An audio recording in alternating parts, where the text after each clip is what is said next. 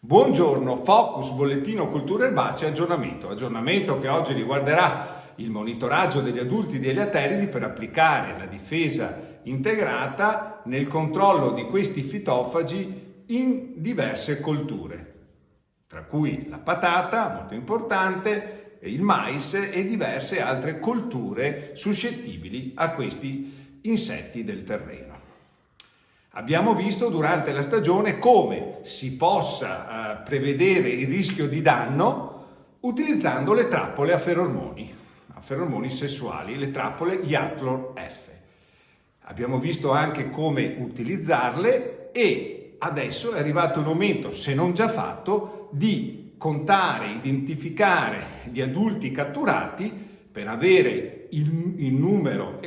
esatto e capire se i livelli di popolazione che abbiamo individuato nelle nostre aziende, nei nostri appezzamenti, è tale da presupporre un rischio di danno nella prossima stagione o nelle prossime 2 stagioni.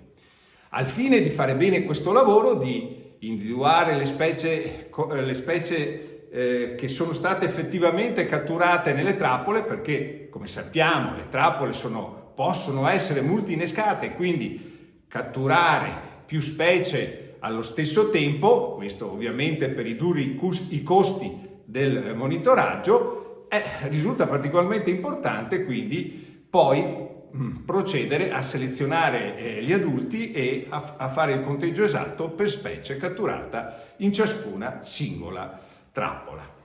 Per capire meglio questo diamo un servizio di riconoscimento, conteggio adulti, e quindi chi ha utilizzato le trappole può scriverci bollettino.erbacea@venetoagricoltura.org, mandarci il materiale e venire qua per capire come riconoscere facilmente e velocemente gli adulti e quindi avere dei dati affidabili dal monitoraggio fatto nella scorsa stagione o nelle stagioni precedenti.